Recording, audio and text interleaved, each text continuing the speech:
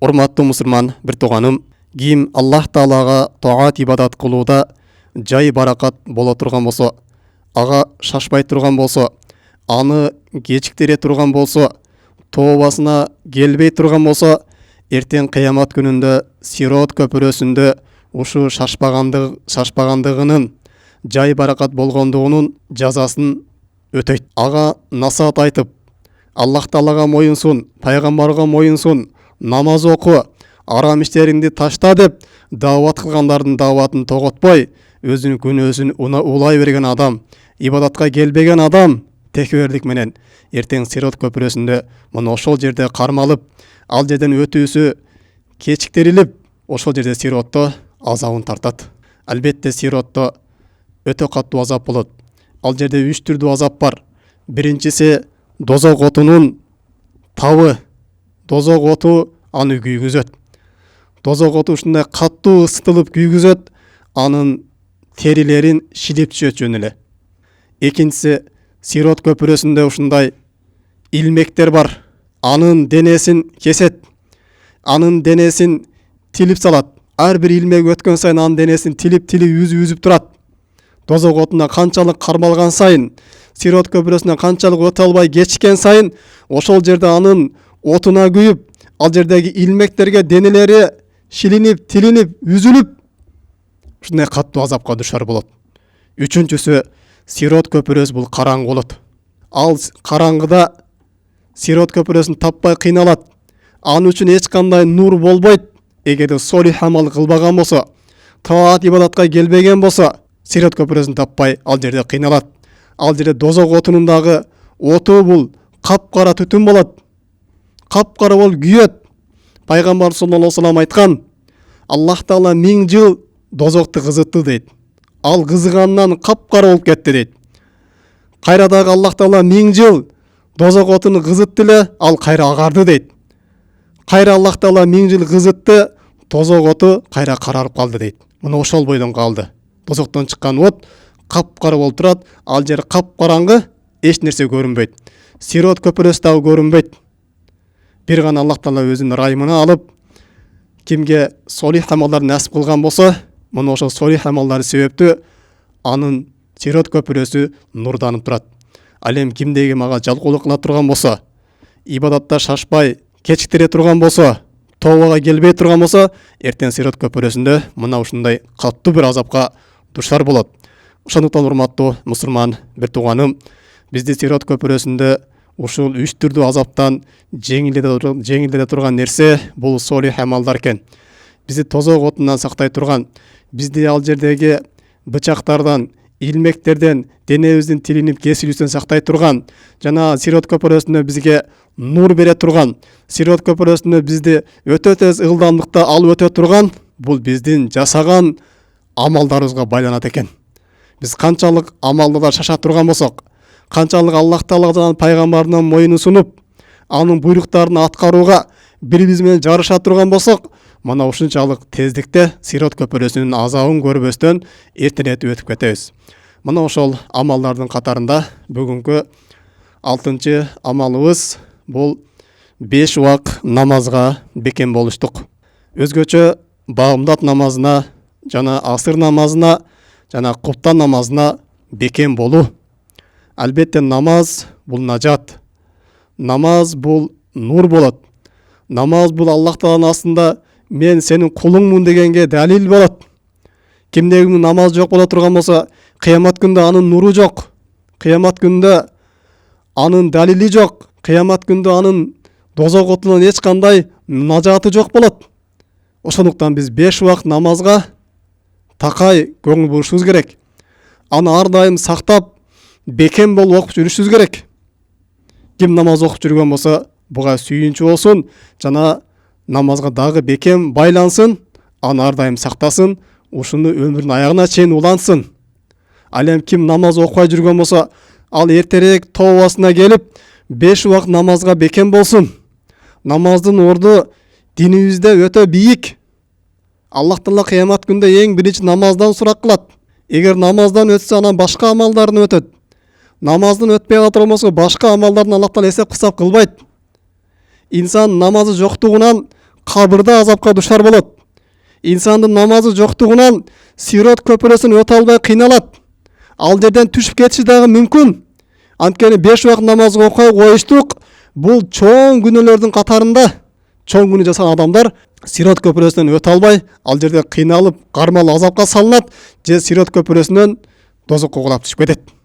Аллах Таала өзүнүн каалаган өткөрөт, каалаган дозокко түшүрүп азапка салып, андайын өткөрөт. Ошондуктан биз эгер намаз окуй жүргөн болсок, эртараак 5 убакыт намазга келишибиз керек. Анан окуйм, кийин деле окуйм, бул жумушум бүткөндө деле окуп алам, азыр жашмын деген шайтандын алдоолорунан сактанышыбыз керек. Жана биз жалкоолуктан алыс болушубуз керек. Нафсыбызга 5 убакыт намаз окуган жакпайт. Шайтан менен кошо нафска алданып калбашыбыз керек. Нафска алданып жүрүп, ушул бойдон жан берип кала турган болсок, эртең өтө каттуу өкүнгөн адамдардын катарына кошулуп калабыз. Ошого эртерээк биз тобобузга келишибиз керек. Эми пайгамбар саллаллаху алейхи келген хадистерге токтолуп кете турган болсок, пайгамбар саллаллаху алейхи вассалам айтат: "Лан ялижан нара ахадун салла qabla tulu shamsi wa qabla ghurubiha." Ким күн чыгардан алдыңкы багымдат намазын жана күн батардан алдыңкы асыр намазын окуп жүрө турган болсо, ал адам дозокко кирбейт. Ал эч качан дозокту көрбөйт, ал дозоктун отуна күйбөйт деп пайгамбарыбыз айтат. Демек, багымдат менен асыр намазга өзгөчө бекем болушубуз керек экен. Дагы пайгамбар саллаллаху алейхи вассалам айтат: "Мен хафаза алейха канат лаху нуран ва бурханан ва najatan yawmal qiyamah." Ким 5 убакыт намазды бир күндө сактап жүрө турган болсо дейт, өз убагында окуп, мечитте жамаат менен окуп, ушинтип бекем болуп жүрө турган болсо, ошол намаздар кыямат күнүндө аны үчүн нур болуп берет. Кыямат күнүндө эч кандай жарыктык жок болгон күндө намазы ага нур болуп жолду көргөзүп берет. Сирот көпүрөсүнүн караңгылыгында ага нур болуп Сирот көпүрөсүнөн баштап өтөт. Жана аны үчүн бурхан болот. Аллах Тааланын астында: "Роб, мен сенин кулуң элем. Мен сага ибадат кылат элем тиги дүйнөдө" дегенге далил болот дейт. Үчүнчүсү ва najat, аны үчүн дозок отунан кутулууга буга нажаат болот дейт. "Оман лам яхфаз алейха", ал эми кимде ким 5 убакыт намазды окубай турган болсо, аны убагында сактабай турган болсо, аны үчүн кыямат күндө нур дагы болбойт.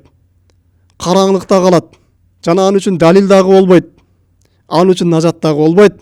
Тескеринче кыямат күнүндө Мал Корун ва Фираун ва Хаман Убай ибн Халаф, ал кафырлардын башчысы, бузуклардын бузугу болгон Корун менен, өзүнүн кудайым деген Фираун менен, Хаман менен Фираундун жөкөрү, жана ошондо Убай ибн Халаф мушриктердин башчысы, мана ушу менен кыямат күнүндө дозокто бирге болот деп пайгамбар саллаллаху алейхи вассалам айтат. Демек, урматтуу мусулман бир тууганым, биз Сирот көпүрөсүнүн караңгылыгында өзүгө нурду каалай турган болсок, Сирот көпүрөсүнүн отунан күйбөөнү каалай турган болсок, Сирот көпүрөсүндө тез ылдамдыкта өтүүнү каалай турган болсок, анда бүгүн намаздарга бекем болойлу, намаздарга шашайлы, намаздарды өз убагында сактайлы, аларды каза кылып коюудан этият болойлу. Дагы пайгамбар саллаллаху алейхи вассалам айтат: "Вас-салату нур", намаз бул нур дейт. Жана дагы пайгамбар саллаллаху алейхи вассалам айтат: "Башширил машшайина фи зулами илал масаджиди бин нури тамма яумал қияма." Караңгыда мечитке барган адамдарды толук болгон нур менен сүйүнчүлө дейт. Кыямат күнү аларга ушундай нур берилет, аларга дейт. Толук нур берилет. Мына ошо менен аларга сүйүнчүлө дейт. Ким багымдат намазына, куттан намазына жамаатка бара турган болсо, мына ошол нерсеге бекем боло турган болсо, буларга кыямат күнүндө Аллах Таала нур берет дейт. Аларды нурдуу кылып коет. Алар нур менен өзүнүн жолун табат. Ошондуктан биз жамаат намазына дагы бекем болушубуз керек. Өзгөчө жамаатка бара жатканда өзүбүздүн бала чакабызды алып ала турган болсок, же кошунабызды алып ала турган болсок, же агабызды, же инибизди кошо алып ала турган болсок, алар кандай нурга ээ болгон болсо, аларды биз алып алганыбыз үчүн, алар жакшылыкка биз баштагандык үчүн биз дагы мына ошолордун нуруна тең шериктеш болобуз. Демек, урматтуу мусулман бир тууганым, намаздын орду өтө бийиккен, Biz 5 вакыт намазга бекем болуш керек экен, жана өзгөчө багымдат менен асыр намазына бекем болуш керек. Өзгөчө багымдат намазга. Пайгамбар саллаллаху алейхи вассалам багымдат намазы менен куптан намазга келбей койгондорду бул мунафыктардын катарында эсептеген. Мунафыктын бир аламаты бар, мунафыктын сыфаты бар экен деп Пайгамбар саллаллаху алейхи вассалам айткан. Эгерде силер багымдат менен куптан намазындагы соопту билгениңерде эле ана жөрмөлөп болсо дагы мешитке келмексиңер деген. Бул өтө соопту намаздар. Ошого өзгөчө багымдат менен куптанга бекем болуш керек. Албетте муну менен башка намазга да келбей кой дебейбиз, башка намазга да бекем болуш керек. Ар бир намаздын өзүнүн фазилети бар, ар бир намаздын өзүнүн орду бар. Ошого ар бир намазга колдон келишинче жамаат менен окуп алууга тырыша турган болсок, мына ушундай сооптурга ээ болобуз. Албетте жамаат дегенде бул бир эле мешитке байланбайт. Ооба, мечит жамаат болуп окула турган эң жакшы жай. Бирок мешитке келүүгө кудурет жетпей кала турган болсо, анда кайсы жерде болсо дагы өзүнчө жамаат болуп окуй турган болсоңуз, мына ушундай сооптор болот. Эгер кокус жумуштарыңыз себептүү үйдө окуп кала турган болсоңуз, анда үйдө дагы ошол үйдө бала чака менен кошо жамаат болуп окула турган болсоңуз, бул дагы өтөт. Же жумушта окула турган болсоңуз, ошол жерде адамдарды чогултуп, келгиле асыр болуп калып окуп алайлы деп, келгиле пешин болуп калып окуп алайлы деп барыңыздар чогулуп жамаат болуп окуп кала турган болсоңуздар, сизге жамаат менен бирге окуган намаздын сообу берилет. Өзгөчө куптан менен багымдат намаз. Бул Пайгамбар салам айткан, ким куптан намазын окуй турган болсо, түндүн жарымына чейин тахажжуд намаз окуганда барабар деген. Ал эми багымдат намазын окуй турган болсо, түнү менен тахажжуд намазын окуп чыкты деген соо берилет деген ага Пайгамбар саллаллаху алейхи вассалам. Демек биз жамаат менен бирге окуштук менен чогуу эле тахажжуд намазындагы соопторуна ээ болот экенбиз. Аллах Таала баарыбызды солих амалдарга бекем кылсын. Эртең кыямат күнүндө эсеп кысабызды жеңил кылып, Сирот көпүрөсүнөн чагылгандай тездикте өтүүнү бизге насип кылсын. Жана элибизге, жерибизге Аллах Таала тынчтык берсин. Баарыбыздын билип дагы, билбей дагы кылган күнөөлөрүбүздү кечирсин. Кандай ооруп жаткан адамдар болгон болсо, Аллах Таала аларга тезирээк айыктырып, шифасын берген болсун. Субханака Аллахумма бихамдик, ашхаду ан ла илаха илля анта, астагфирука ва атубу илейк. Ассаламу алейкум ва рахматуллахи ва баракатуху.